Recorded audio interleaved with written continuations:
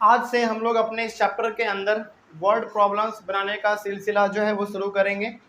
और इस चैप्टर में भी वर्ड प्रॉब्लम अलग अलग प्रकार के दिए गए हैं। एज वाले हैं, फिर से मनी वाले हैं, नंबर वाले हैं। अलग अलग प्रकार के वर्ड प्रॉब्लम आपको इस चैप्टर में भी देखने को मिलेगा। ठीक उसी प्रकार से जिस प्रकार से हम लोगों ने अपने चैप्टर नंबर 3 यानी कि pair of linear equations in 2 variable में देखा था। तो जिस प्रकार से उसमें भी अलग अलग प्रकार का वर्ड प्रॉब्लम था, इसमें भी हमारा अलग अलग प्रकार का वर्ड प्रॉब्लम है। ठीक है, तो जिसमें से आज हम लोग शुरू करेंगे अपना एज रिलेटेड वर्ड प्रॉब्लम, जो कि एज से रिलेटेड होगा। और यहाँ पे जो हम सीखने जा रहे हैं इसमें पहले आप समझिए ध्यान से, क्वाड्रेटिक इक्वेशन का जो वर्ड प्रॉब्लम होता है वो थोड़ा सा लीनियर इक्वेशन इनटू वेरिएबल से आसान होता है, 2-3 कारण के वजह से। पहला कारण तो इसमें ये है कि इसमें आपको 2 वेरिएबल नहीं निकालने हैं, एक ही वेरिएबल इसमें निकालना है आपको। ठीक है, क्योंकि 2 वेरिएबल इसमें है ही नहीं, एक ही वेरिएबल है, या तो x या तो a या तो b या तो p या तो q, कुछ भी, लेकिन वेरिएबल एक ही होगा। पहला ये कारण हो गया। दूसरा कारण ये हो गया कि इसमें कोई अलग से कॉन्सेप्ट लेने की जरूरत नहीं है। जो कॉन्सेप्ट आपने चैप्टर नंबर 3 में पढ़ा है वही कॉन्सेप्ट हमारा इसमें भी लागू होगा। ठीक है, और तीसरा ये चीज है कि इसको सॉल्व करने के लिए आपको बहुत लंबा नहीं सोचना है। इसको सॉल्व करने के लिए बस आपके पास 2 मेथड है, एक फैक्टराइजेशन और एक क्वाड्रेटिक फॉर्मूला। दोनों में से जो आपको अच्छा लगे आप वो अप्लाई कर लो। ठीक है, चलिए तो आज हम लोग शुरू करेंगे अपना एज रिलेटेड वर्ड प्रॉब्लम। इसमें 3 सवाल देंगे हम, अभी फिलहाल 2 हैं, इसको बना लेते हैं, उसके बाद फिर एक सवाल और देंगे। ठीक है, देखिए सबसे पहले सवाल नंबर 1। पहला सवाल क्या कह रहा है, Rohan's mother age 26 years older than him, यानी कि रोहन की जो माँ है वो रोहन से 26 साल ज्यादा बड़ी है। समझिए, ध्यान से पढ़िए स्टेटमेंट को और ब्रेक कर करके पढ़िए, समझ में आएगा। Rohan's mother is 26 years older than him, Rohan की माँ रोहन से 26 साल बड़ी है। ठीक है, आगे बढ़ते हैं। लेकिन आगे बढ़ने से पहले आप हमको ये बताइए कि क्या रोहन का आपको प्रेजेंट एज मालूम है? नहीं मालूम है। यदि हमको रोहन का प्रेजेंट एज मालूम चल जाए कि अभी रोहन का एज कितना है, तो उसमें बस 26 ऐड कर देंगे, उसके माँ का मिल जाएगा हमको उम्र। चलिए, तो हम लोग पहले यहाँ पे रोहन का प्रेजेंट एज मालूम कर लेते हैं। तो आप मान लीजिए let the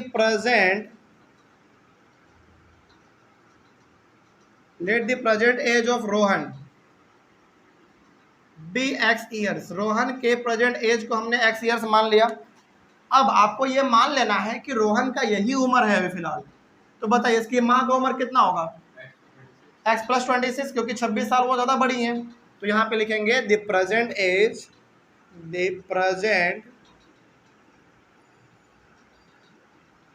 of Rohan's mother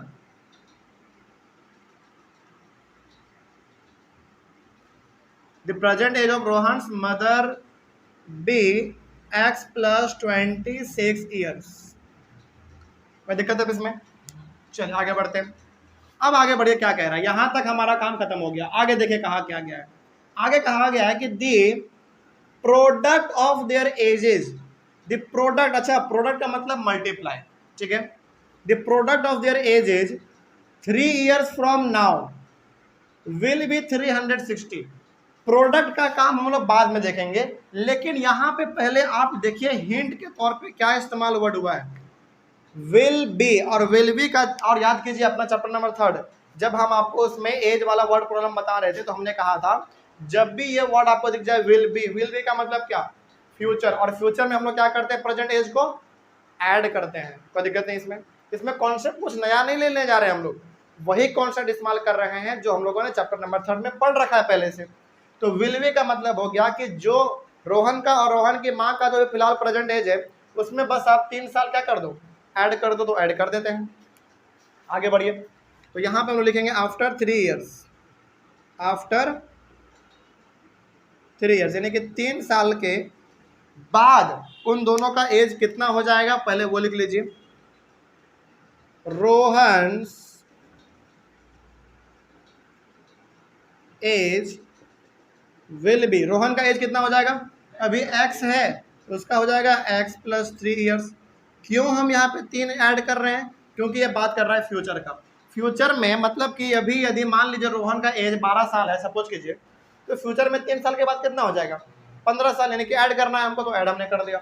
उसी प्रकार से उसकी माँ का एज कितना हो जाएगा, रोहन्स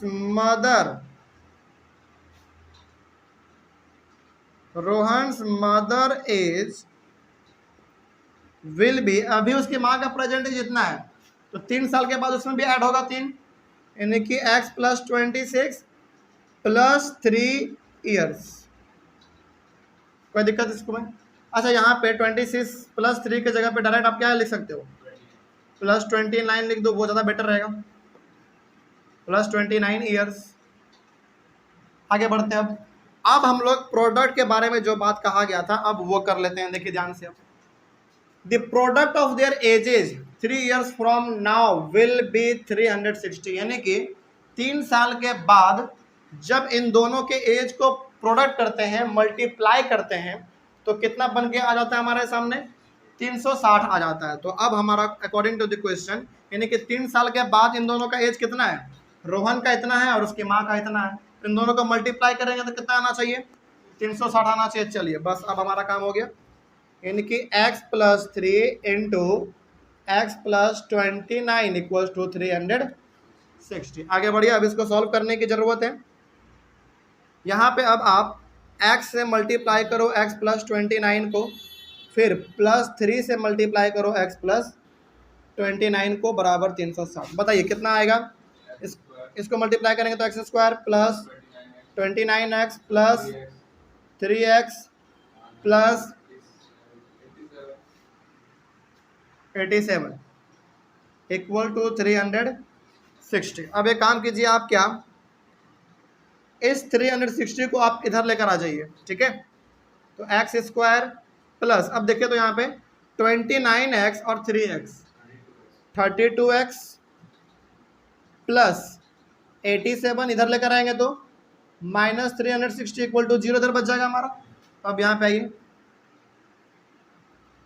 x² प्लस 32x, और यहाँ पे देखिए अब ये माइनस में और ये प्लस में है, प्लस माइनस माइनस, लेकिन बड़े का साइन माइनस में है तो माइनस रहेगा। अब इसको आप माइनस कर दीजिए, 360 में 87 को माइनस करेंगे तो 10 में 7 गया तो 3, 15 में 8 गया 7, 2, 273 = 0।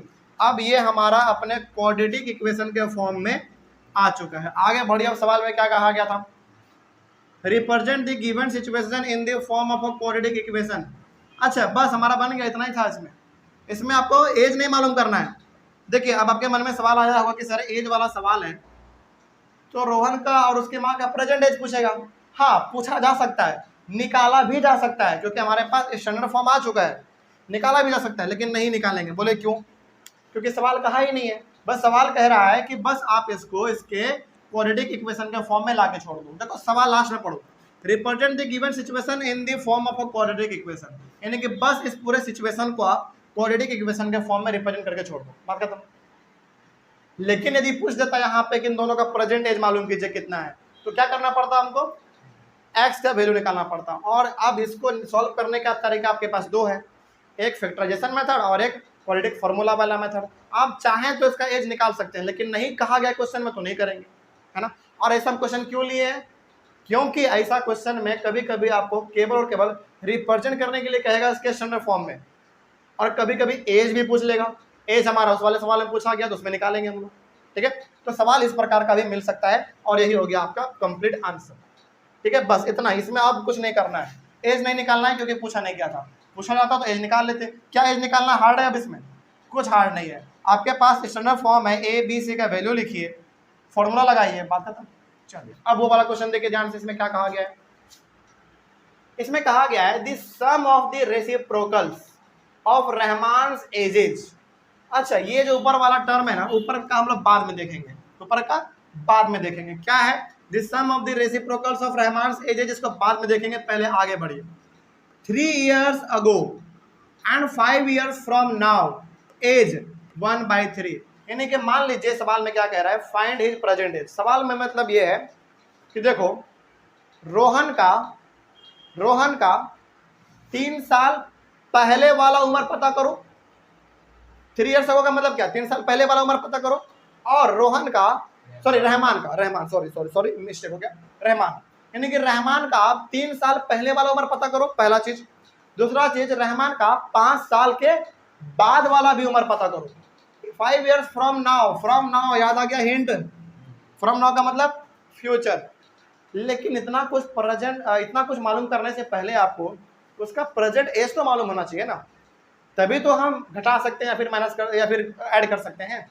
तो सबसे पहला यहाँ पे बात आपको ये समझना है कि 3 साल पहले का उम्र या फिर 5 साल बाद का उम्र तभी निकलेगा जब उसका हमको क्या मालूम हो, प्रेजेंट एज मालूम हो। तो वही तो हमको नहीं मालूम है, तो पहले वो मालूम कर लेंगे। तो यहाँ पे आप मान लीजिए सॉल्यूशन में let the present age of Rahman be x years. Rahman के प्रेजेंट एज को हमने x ईयर्स मान लिया, ठीक है। अब रहमान के जब आपने प्रेजेंट एज को x मान लिया, तो अब हम लोग पहले इसके 3 साल पहले वाले उम्र को निकालते हैं। तो 3 ईयर्स अगो,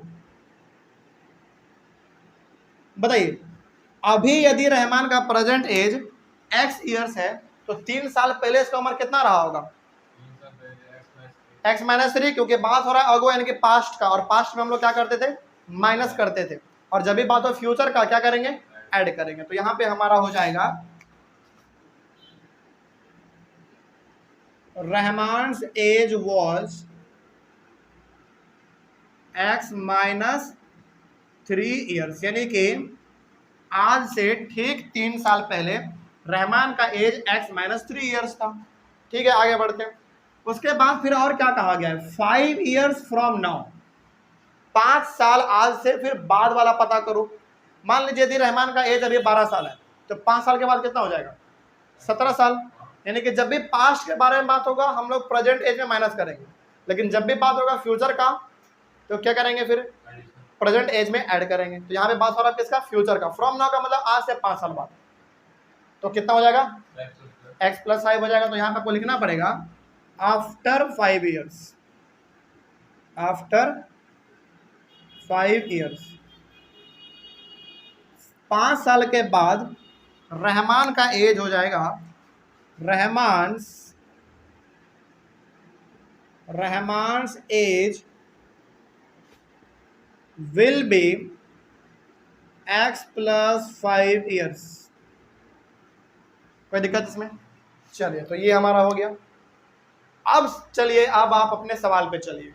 यहां तक आपने कर लिया, यही तक बच्चा फंसता है, आगे तो आप कर लेंगे। देखिए क्या है, आगे कहा गया है कि this sum of the reciprocals of Rahman's ages, यानी कि यहाँ पे जो आपने इसका ये एज निकाला, 3 साल पहले वाला ये एज, 5 साल के बाद वाला ये एज, इसका क्या करो आप, रेसिप्रोकल करके सम करो। देखो साफ लिखा हुआ स्टेटमेंट पढ़िएगा, एनसीईआरटी का स्टेटमेंट है। The sum of the reciprocals of Rahman's ages कहा गया, मतलब इसका 2 एज अभी आपने निकाला, एक 3 साल पहले वाला और एक 5 साल बाद वाला। तो इन दोनों एज को आप क्या करो, रेसिप्रोकल करके ऐड करो। और यदि आप इतना करेंगे तो कितना आना चाहिए रिजल्ट, 1/3 आना चाहिए। चलिए, अब हमारा यहाँ पे अकॉर्डिंग टू द क्वेश्चन वाला काम शुरू होता है। तो जब इसका आप रेसिप्रोकल करेंगे तो क्या होगा, 1/x माइनस 3, अब प्लस करना है, इसका रेसिप्रोकल क्या होगा, 1/x प्लस 5, और इतना आप करते हैं तो रिजल्ट कितना आता है, 1/3 आता है, यही दिखा हुआ था। अब आप जब एक बार पूरा का पूरा ये सवाल पढ़ेंगे और ये सॉल्यूशन देखेंगे तो आपको बिल्कुल ये क्लिक कर जाएगा। अब कोई दिक्कत इसमें? चलिए, तो अब हमारा यहाँ पे मेन काम चालू होता है। देखेंगे अब आप लोग ध्यान से, यहीं पे आपको समझना है। यहाँ पे आपको क्या दिख रहा है, एलसीएम ले लीजिए। x minus 3 into x plus 5 आएगा इसका एलसीएम। इससे इस पूरे को डिवाइड करेंगे, ये तो कट जाएगा, ये बच जाएगा। इसका मतलब यहाँ पे हो जाएगा हमारा x प्लस 5। आगे बढ़िए, फिर प्लस, इससे इस पूरे को डिवाइड करेंगे, ये कट जाएगा लेकिन ये बच जाएगा। तो ये हमारा हो गया x माइनस 3 इक्वल टू 1/3। कोई डाउट? आगे बढ़ते हैं, फिर यहाँ पे आइए। अब आप ये बीच में प्लस है तो ब्रैकेट ये सब का साइन हटा दो, कितना हो जाएगा, x plus 5 plus x minus 3 by x minus 3 into x plus 5 equal to 1/3। चलिए अब मेरे हिसाब से आप यहाँ पे आ जाइए। x और x 2x और 5 माइनस 3 कितना 2 प्लस 2। आगे नीचे में जैसा है उसको आप वैसा रहने दीजिए फिलहाल। x माइनस 3 है और उसके बाद फिर x प्लस 5 है इक्वल्स टू इधर हमारे पास 1/3 है। चलिए अब जरा देखिए तो ध्यान से, क्या यहाँ पे आपको क्रॉस मल्टीप्लीकेशन दिख रहा है? इस ऊपर वाले को पूरे से इससे मल्टीप्लाई करो 3 से और 1 को इससे मल्टीप्लाई करो। तो सबसे पहले हम लोग 3 से मल्टीप्लाई कर लेते हैं 2x प्लस 2 को, और जब आप 1 से पूरे को मल्टीप्लाई कीजिएगा तो वही रहेगा हमारे पास। तो कितना हो जाएगा x minus 3 into x plus 5, क्योंकि 1 से मल्टीप्लाई करेंगे तो कोई फर्क नहीं पड़ेगा ना। आगे बढ़िए, मल्टीप्लाई कीजिए 6x प्लस 6 इक्वल्स टू, इसमें आपको मल्टीप्लाई करने की जरूरत है, अलग अलग कर लेते हैं हम लोग इसको।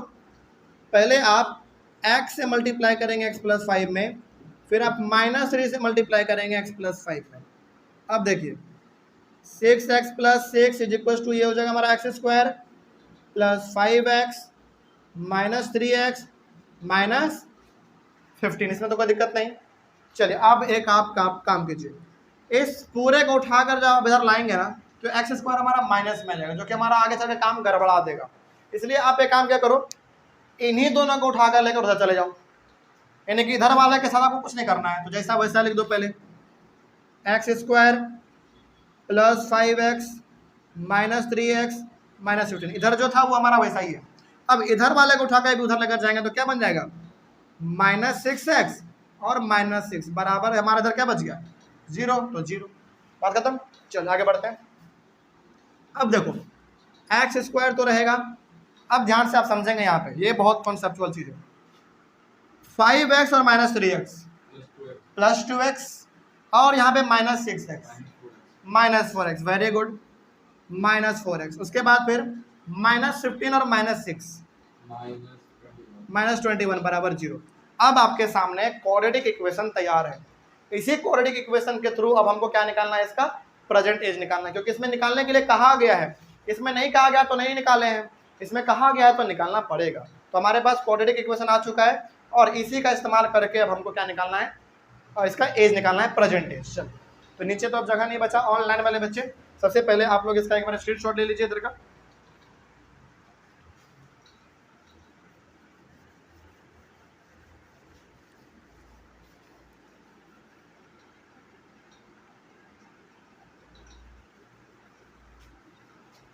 देखिए आप अब आपका ना सवाल बन गया, बहुत आसान हो गया। अब बस आपको इसका प्रेजेंट एज मालूम करना है और आपके पास क्वाड्रेटिक इक्वेशन ये है, ठीक है। एक बार दोबारा हम इसको वहां से यहाँ पे लिख देते हैं, कंटिन्यू। हमारा है यहाँ पे x square minus 4x minus 21 equal to 0। अब देखिए ध्यान से, इसको आप चाहें तो फैक्टराइजेशन मेथड से भी बना सकते हैं या फिर आप चाहें तो क्वाड्रेटिक फार्मूला के मेथड से भी बना सकते हैं। दोनों तरीके से बनेगा और आसान तरीके से बन जाएगा, कोई दिक्कत नहीं होगा। लेकिन हम फिर भी यहाँ पे इसको जानबूझ के बनाएंगे क्वाड्रेटिक फार्मूला से। क्यों? क्योंकि जल्दी बनेगा। दूसरा बात, आपको थोड़ा सा रिवीजन भी हो जाएगा। देखिए इसमें सबसे पहले आप हमको ए, बी और सी का वैल्यू बताइए। ए का वैल्यू 1 है, बी का वैल्यू इसमें -4, सी का वैल्यू -21। अब आप डायरेक्ट क्वाड्रेटिक फार्मूला के ऊपर इसको पुट करेंगे और इसका वैल्यू आप निकालेंगे। देखिए हमारा क्वाड्रेटिक फार्मूला क्या कहता था, -b plus minus root under B square minus 4ca divided by 2a, यही कहता था ना। चलिए अब इसका निकालिए वैल्यू।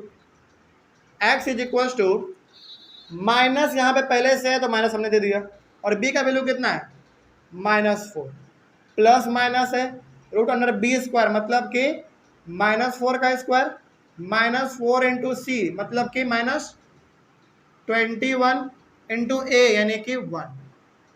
बात समझ में आ रही है? बस वैल्यू पुट कर रहे हैं।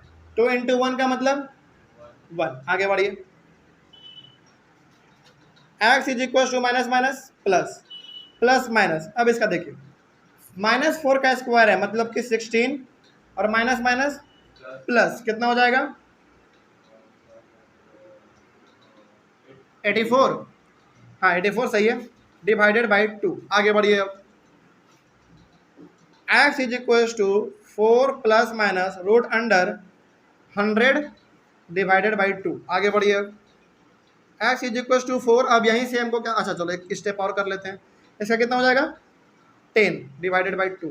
अरे भाई 100 के ऊपर रूट है तो इसका कितना होगा 10 आएगा, तो हो गया हमारा ये 10। आगे बढ़ा जाए, हाँ अब यहाँ पे हमारे पास दो वैल्यू आना चाहिए ना, देखिए ध्यान से अब। तो एक हमारे पास हो जाएगा 4 प्लस 10 बाई 2 और एक हो जाएगा 4 माइनस 10 बाई 2। ठीक है, थोड़ा सा और देख लीजिए यहाँ पे आप x इज इक्वल टू, ये तो हमारा हो गया कितना 14 बाई 2 और ये हमारा माइनस 6 बाई 2। एक स्टेप और सॉल्व किया जाए, x is equal to 7 comma -3। अब यहीं पे आपको समझना है, देखिएगा ध्यान से। अब आपको लग रहा होगा कि सर उसका प्रेजेंट एज पूछा गया था और उसके प्रेजेंट एज को आपने x माना था और x का यहाँ पे हमारे पास दो वैल्यू आ रहा है। क्या कभी किसी का प्रेजेंट एज दो गो हो सकता है क्या? जैसे यदि हमसे कोई पूछे कि प्रिंस तुम अपना ना प्रेजेंट एज बताओ, तो हम क्या बोलेंगे, एक ही कोई वैल्यू बोलेंगे ना, 40 साल 50 साल 60 साल, जो मेरा एज है वही हम बोलेंगे। लेकिन प्रेजेंट एज किसी का दो गो कैसे हो सकता है? नहीं हो सकता। इसका मतलब हो गया, और एक बात और यहाँ पे नोटिस करने वाली है, क्या कभी भी किसी का प्रेजेंट एज निगेटिव में होता है क्या? जैसे आपसे कोई आपका उम्र पूछता है तो आप क्या बोलते हैं, -15 ईयर्स, -14 ईयर्स, नहीं बोलते हैं। यानी कि नेगेटिव वाला वैल्यू आप बोलते ही नहीं है। इसका मतलब यहाँ पे जब भी आप सॉल्व करेंगे तो आपके पास हो सकता है कि एक नेगेटिव वाला आ जाए और एक पॉजिटिव वाला आ जाए। ठीक है, तो नेगेटिव वाले को हम लोग यहाँ पे नेग्लेक्ट कर देते हैं। क्या कर देते हैं, नेग्लेक्ट, यानी कि इसका हम उसका इस्तेमाल ही नहीं करते हैं और केवल इस्तेमाल किसका करेंगे, 7 का इस्तेमाल करेंगे। तो यहाँ पे आपको लिखना पड़ेगा नेग्लेक्टिंग -3। -3 को हमने नेग्लेक्ट कर दिया, तो यहाँ पे लिखेंगे hence the present age of Rahman is 7 years, यानी कि रहमान का प्रेजेंट एज कितना आ गया 7 ईयर आ गया। और यही वाला हमको वैल्यू इसका लेना है। ठीक है, माइनस वाला नहीं, क्योंकि कभी भी एज माइनस में नहीं होता है। तो जब भी आप वर्ड प्रॉब्लम बनाए और यदि माइनस में आ रहा है, इसका मतलब वो वाला वैल्यू हमको नहीं लेना है। कोई दिक्कत अब इसमें? चलिए, तो यहाँ पे आप इसको कॉपी कीजिए। दोनों कभी यदि पॉजिटिव आ गया मान लीजिए, हाँ सवाल आपका सही है कि सर यदि दोनों पॉजिटिव में आ गया, तो जब भी पॉजिटिव में आएगा ना, हमेशा याद रखेगा या तो दोनों सेम होगा या तो नहीं आएगा। एक वैल्यू नेगेटिव में आएगा कंफर्म है और नेगेटिव वाले को लेना नहीं है। और मान लीजिए कि दोनों पॉजिटिव में आ गया, मान लीजिए दोनों पॉजिटिव में आ गया, तो उस केस में कंफर्म है कि दोनों बराबर वैल्यू आएगा, 2 2 4 4, इस प्रकार से। ठीक है, चलिए कोई दिक्कत है इसमें? तो ये वाला भी हमारा सवाल कंप्लीट हो गया। अब एक सवाल हम यहाँ पे एक और देंगे, जानबूझ के एनसीईआरटी के अंदर से देंगे, और वो सवाल ना बड़ा विचित्र सवाल है, थोड़ा सा अजीब है, थोड़ा सा उसको बना लिया जाए। देखिए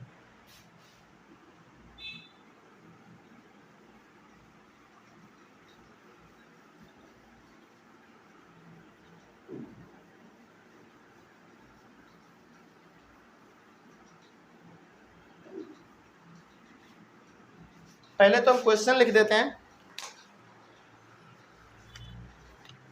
और ये क्वेश्चन आपके एनसीईआरटी बुक का है। 2 क्वेश्चन हम लोग बना चुके हैं, तीसरा क्वेश्चन हमारा यहाँ पे है। Is the following situation possible?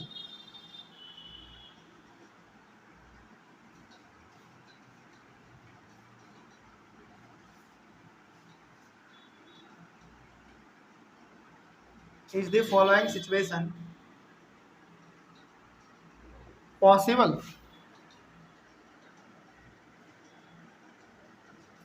If so, determine their present ages. If so, determine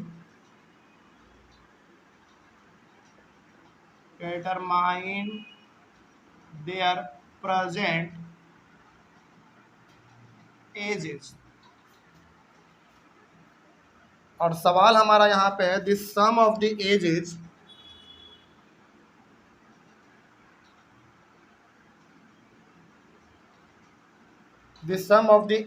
of two friends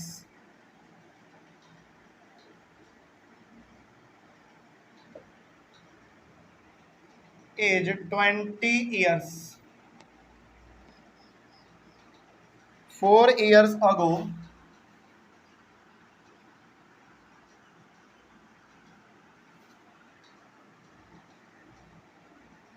the product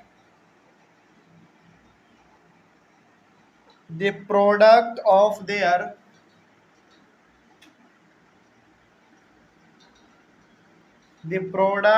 their ages in years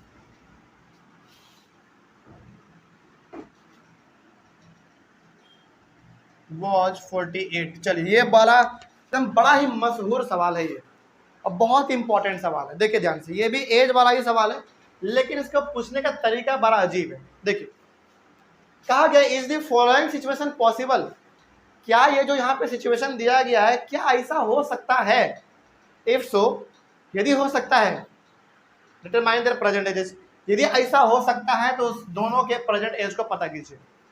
मतलब देखो, यदि नॉर्मल सवाल होता तो नॉर्मल तरीके से लिखता और नॉर्मल तरीके से पूछ देता प्रेजेंट एज क्या होगा बताओ। लेकिन कहीं ना कहीं ये सवाल यदि घुमा फिरा के पूछ रहा है कि क्या ये सिचुएशन पॉसिबल है, इसका मतलब थोड़ा सा ये सवाल जो है ना सोचने वाली सवाल है। नॉर्मल सवाल हमारा कैसा होता है, जैसे हम लोगों ने पहले और दूसरे सवाल को पढ़ा, वो नॉर्मल था, उसमें जरा भी नहीं घुमाया गया था, लेकिन ये सवाल थोड़ा सा अलग बदल दिया। क्या ऐसा सवाल कभी आपने देखा था एज वाले में? नहीं। मतलब कि ये इस तरीके से शुरू हो रहा है, मतलब इसमें कुछ ना कुछ तो गड़बड़ी है, कुछ ना कुछ इसमें लफड़ा है, उसको हम लोग सॉल्व करेंगे। आगे बढ़िए, फिर सवाल में कह क्या रहा है, the sum of the ages of two friends is 20 years, यानी कि दो दोस्त हैं और उन दोनों का एज जब हम जोड़ते हैं तो कितना आ जाता है? 20 साल। दोनों को एज को जोड़ के, दोनों के एज को जोड़ के 20 साल है। 4 years ago, 4 साल पहले, the product of their edges in years was 48 years. 48 years आप कह सकते हैं इसमें, 48 ईयर्स यहाँ पे जोड़ लो। चलो कोई बात नहीं, यहाँ पे हमारा चलो लिख ही देते हैं 48 ईयर्स, यानी कि आज से 4 साल पहले जब इन दोनों के एज को मल्टीप्लाई करते हैं, प्रोडक्ट करते हैं, प्रोडक्ट का मतलब मल्टीप्लाई करते हैं तो कितना आता है? 48 ईयर्स आता है। तो ये हमारा ना मेन सवाल हमारा यहां से लेकर यहां तक में है, और ये ऊपर में आपसे कह दिया कंडीशन बताओ ऐसा हो सकता है कि नहीं हो सकता है। तो इसको पता करने के लिए हमको बहुत कुछ करना पड़ेगा पहले। चलिए, तो सबसे पहले तो यहाँ पे दो दोस्त है, दोनों दोस्त के एज को जोड़ते हैं तो 20 साल आता है। लेकिन क्या दोनों में से किसी का प्रेजेंट एज मालूम है आपको? नहीं मालूम है, तो पहले वो पता करेंगे हम। तो यहाँ पे आप इसका सॉल्यूशन कैसे बनाएंगे, देखिए, let the present age of first friend, let the present age of first friend be x years. देखिए, पहले वाले दोस्त के प्रेजेंट एज को हमने x ईयर्स मान लिया, तो अब जरा बताइए दूसरे वाले का एज कितना होगा? नहीं, देखिए ध्यान से समझिए, दो दोस्त है, दोनों दोस्त के एज को जोड़ते हैं तो 20 साल हमारे पास है। अब एक दोस्त के एज को हमने x ईयर्स मान लिया, तो दूसरे दोस्त का एज कितना होगा? 20 माइनस x। क्योंकि देखिए, जैसे मान लीजिए, सपोज कीजिए कि दो दोस्त है, उसका एज ना 20 साल है, जोड़ के दोनों के एज को जोड़ के 20 साल है, लेकिन पहले वाले का एज 5 साल है, तो बताइए दूसरे का कितना होगा? 15 होगा। तो आपने क्या किया, इस पूरे में से पहले वाले दोस्त के एज को माइनस किया, तभी तुम्हारा 15 आया। उसी प्रकार से दो दोस्त का एज हमारा 20 साल दिया हुआ है, और पहले वाले दोस्त के एज को आपने x मान लिया, तो दूसरे का कितना होगा? 20 माइनस एक्स। कोई दिक्कत है इसमें? चलो, तो यहाँ पे लिखेंगे हम लोग, the present age of second friend, दूसरे दोस्त का बी कितना हो जाएगा 20 माइनस एक्स ईयर्स। कोई दिक्कत इसमें? चलिए तो अब यहाँ पे हमारा ये काम हो गया। अब आगे बढ़िए, यहाँ तक हमारा काम कंप्लीट। आगे 4 ईयर्स अगो, 4 साल पहले का बात कर रहा है, यानी कि यहाँ पे आपको लिखना पड़ेगा 4 ईयर्स अगो। 4 साल पहले बताइए, यदि पहले वाले दोस्त का अभी प्रेजेंट में एज इतना है और दूसरे का दोस्त का एज इतना है, तो 4 साल पहले दोनों का कम रहा होगा, 4 साल दोनों का कम रहा होगा। तो यहाँ पे हमारा हो जाएगा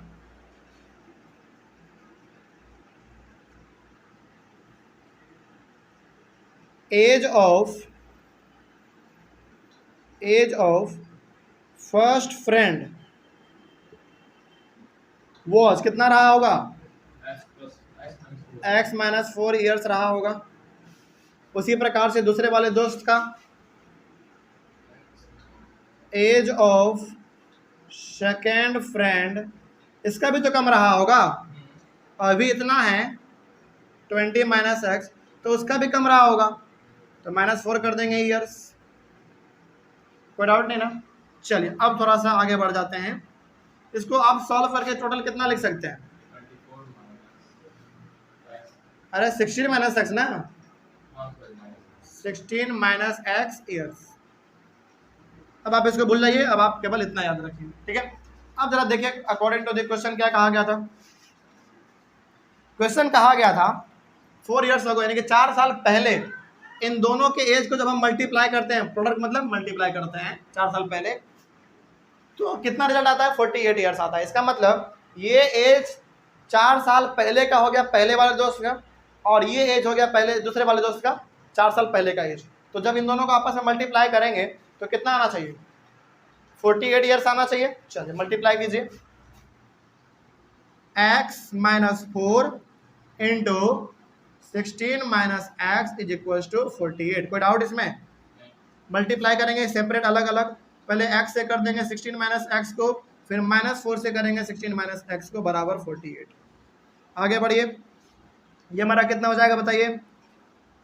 16x minus x square minus 64 plus 4x बराबर 48। आगे बढ़िए, अब आप एक काम करो, ये हमारा एक्स स्क्वायर माइनस में दिख रहा है ना, आप एक काम करिए, इस पूरे का उठाकर आप उधर लेकर चलिए 48 के उधर, तो 48 तो हमारा वैसे रहेगा, 48 में कोई बदलाव नहीं, और इन सब का उठाकर हम उधर लेकर जा रहे हैं ना, तो कितना हो जाएगा? -16x plus x square plus 64 minus 4 बराबर 0। अब यहाँ पे आइए, इसको सॉल्व किया जाए। एक्स स्क्वायर हम लोग पहले लिख देते हैं। अब बढ़िए, पहले काम करते हैं, एक्स स्क्वायर का हो गया कम। अब आप काम कीजिए एक्स वाला और एक्स वाला, तो ये -16x और -4x -20x, इसका भी काम खत्म। अब ये 48 और 64, 8 4 12 के 2 हाथ में 1, 6 4 10 1 11, 112 बराबर कितना? 0। कोई दिक्कत इसमें? बात समझ में आई है? चलिए, तो ये हमारे पास आ गया हमारा क्वाड्रेटिक इक्वेशन आ गया। अब इस क्वाड्रेटिक इक्वेशन से हमको जो है ना निकालना है इसका प्रेजेंट एज, क्या वो पॉसिबल है कि नहीं है, वही हमको पता करना है। अब यहाँ तक तो आपको करना ही पड़ेगा। अब इसके बाद जो हम करने जा रहे हैं ना वो एक नया चीज़ है, देखिए ध्यान से। यहीं पे अब हमको सबसे पहले बता दीजिए ए बी और सी का वैल्यू। ए का 1, बी का वैल्यू -20, सी का वैल्यू 112। कोई दिक्कत नहीं ना? आगे बढ़ते हैं। अब आप इसमें फॉर्मूला लगाइए क्वाड्रेटिक इक्वेशन वाला, x is equal to -b plus minus root under B square -4ca divided by 2a होता है। वैल्यू को आप पुट कीजिए, -b माइनस, अब b का वैल्यू -20 पहले से है, plus minus root under B square यानी कि -20 का स्क्वायर -4 इंटू सी यानी कि 112 इंटू 1 डिवाइडेड बाई 2 इंटू 1। कोई दिक्कत?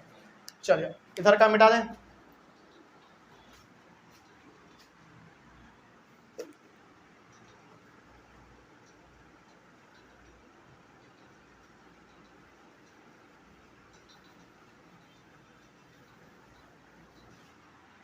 अब उसको थोड़ा सा सॉल्व किया जाए, यहाँ पे कंटिन्यू उसको आगे बढ़ाया जाए। माइनस माइनस प्लस यानी कि 20 प्लस माइनस रूट अंडर का काम किया जाए। देखिए 20 का स्क्वायर है, इसका मतलब 400, कितना 400, और वो माइनस में कितना है 112 है, उसको 4 से मल्टीप्लाई करना है 448 448, ठीक है। आगे डिवाइडेड बाई 2, एक स्टेप और आगे बढ़ाया जाए। 20 प्लस माइनस रूट अंडर कितना हो जाएगा, माइनस कर देंगे तो -48 बाई 2। अब यहीं पे आपको समझना है क्या, देखिए ध्यान से, ये हमारा अंदर में जो होता था रूट के अंदर में, वो हमारा क्या कहलाता था, डिस्क्रिमिनेंट। यानी कि यहां पे आप जरा समझिए ध्यान से, आप यहां पे इसको आप इधर रफ में लिख लीजिएगा, बी स्क्वायर माइनस 4ca ही हमारा क्या कहलाता था, डिस्क्रिमिनेंट कहलाता था। और डिस्क्रिमिनेंट का वैल्यू यहाँ पे नेगेटिव में आ रहा है, तो नेगेटिव वैल्यू आ रहा है, इसका मतलब डिस्क्रिमिनेंट का वैल्यू 0 से बड़ा हुआ, छोटा हुआ या 0 के बराबर हुआ, 0 से छोटा हुआ। इट मीन्स हम यहाँ पे कह सकते हैं hence d is smaller than 0। और जब भी हमारा d 0 से छोटा होता है यानी कि नेगेटिव होता है, तो उस केस में हमारा रूट्स कैसा होता है, बताइए। नेचर ऑफ रूट्स आपने पढ़ा है, no real roots, no real roots, तो यहां पे लिखेंगे सो नो रियल रूट्स, बात खत्म। इसका मतलब हो गया कि अब हम इसको और आगे कंटिन्यू सॉल्व नहीं कर सकते हैं, और जब सॉल्व नहीं होगा तो क्या x का वैल्यू आएगा, नहीं आएगा। इसीलिए सवाल में कहा गया था कि क्या ये सिचुएशन पॉसिबल है, तो ये सिचुएशन पॉसिबल नहीं है। बात समझ में आया। यानी कि सबसे पहले आपको यहां से वहां करना है, उसमें तो कोई दिक्कत नहीं होना चाहिए। यहां तक जैसे ही आप आए, दोबारा समझिए इस चीज को, यहां तक आप जैसे ही आ गए वैसे ही आप देख रहे हैं कि रूट के अंडर में -48 है। -48 का मतलब हो गया वो 0 से छोटा नंबर है, 0 से छोटा नंबर है -48। और जब भी हमारा डिस्क्रिमिनेंट यानी कि यहाँ पे -48 आया, मतलब कि डिस्क्रिमिनेंट का वैल्यू आया 48 -48, तो जब भी डिस्क्रिमिनेंट का वैल्यू 0 से छोटा आता है, इसमें हमारा रियल रूट्स निकलता ही नहीं है। यानी कि नेचर ऑफ रूट्स का ये कौन सा टाइप है, तीसरा वाला टाइप है। तो जब रियल रूट्स निकलेगा ही नहीं, तो x का वैल्यू हम कहाँ से पता कर पाएंगे, नहीं पता कर पाएंगे। इसका मतलब इन दोनों दोस्त का हम प्रेजेंट एज मालूम ही नहीं कर सकते हैं।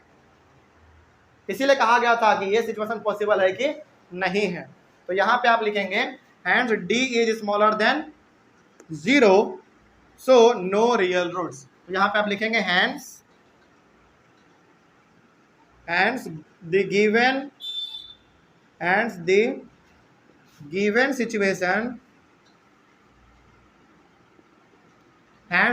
situation does not possible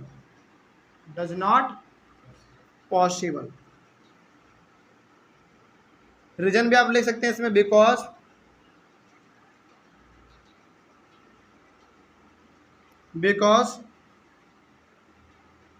because d is smaller than 0। बात खत्म हो गया, इतना ही करना था आपको, इसमें कोई दिक्कत नहीं है इसमें।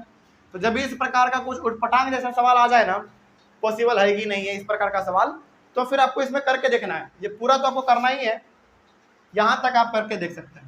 हालांकि आप पहले भी करके देख सकते थे, केवल डिस्क्रिमिनेंट के जगह पे वैल्यू पुट करके देख सकते थे, लेकिन कोई बात नहीं, यहाँ तक भी आप करेंगे तो ये भी सही है आपका, ठीक है। चलो, तो ऑनलाइन वाले बच्चे सबसे पहले आप लोग एक बार इसका स्क्रीनशॉट ले लीजिए।